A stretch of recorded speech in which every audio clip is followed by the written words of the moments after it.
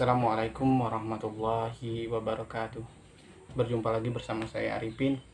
Pada kesempatan kali ini saya akan mencoba mengulas atau membahas tentang awal mulanya sebuah pembangunan.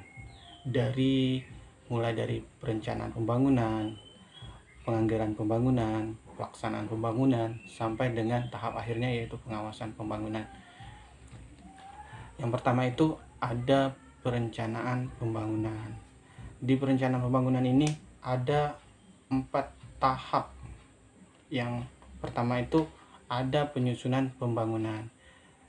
Tahap awal ini yaitu menyusun naskah baik di Bappenas tingkat nasional atau Bapeda di tingkat daerah.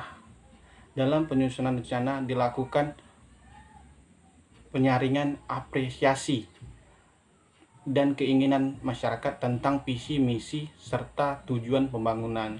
Setelah itu, tim penyusun rencana pembangunan itu menyusun pembangunan yang mana yang cocok. Kemudian dilakukan musyawarah bersama tentang pembangunan, bisa disebut dengan musrembang. Setelah itu masuk di tahap kedua, yaitu penetapan rencana. Di tahap kedua ini ada RPJP, Rencana Pembangunan Jangka Panjang.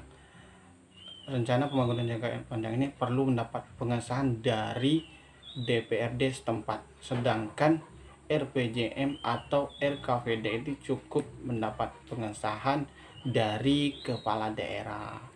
Jadi tahap penetapan rencana ini tugas utamanya itu harus mendapatkan pengesahan.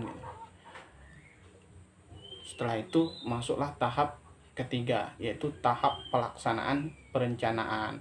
Di tahap ini proses pelaksanaan itu dilakukan oleh pihak eksekutif melalui SKPD terkait sesuai dengan undang-undang yang berlaku. Setelah tahap ketiga tadi masuklah tahap terakhir, yaitu tahap evaluasi pembangunan.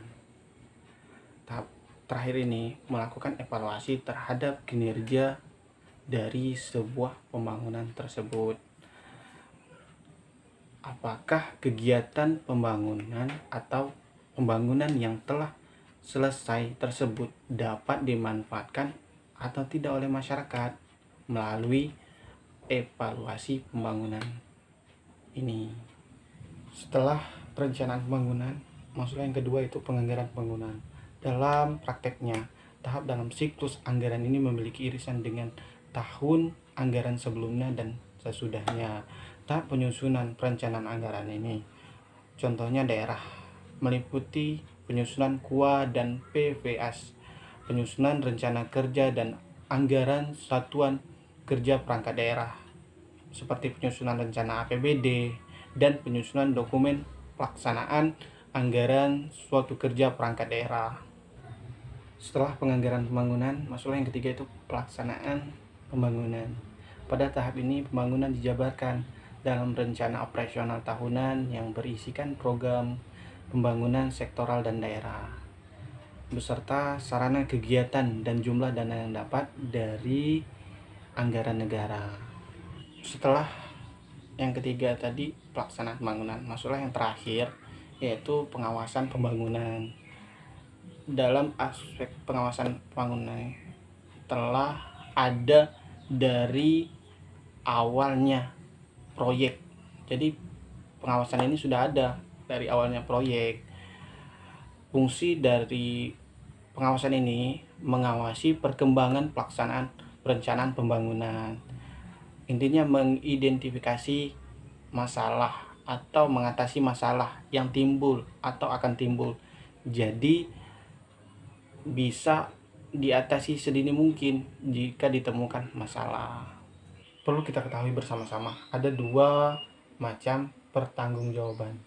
Yang pertama objektif, di mana seorang pejabat mempertanggungjawabkan hasil kerjanya kepada atasannya dalam organisasi yang sama. Sedangkan yang kedua ada subjektif, di mana seorang pejabat mempertanggungjawabkan hasil kerjanya kepada siapapun yang layak menerima pertanggungjawaban tersebut, seperti DPRD, rakyat, dan lain-lain.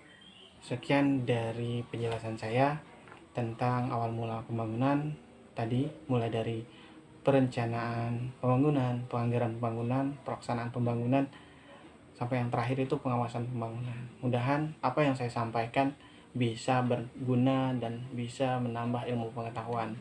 Mohon maaf jika ada kesalahan dan kekurangan. Saya akhiri. Wassalamualaikum warahmatullahi wabarakatuh.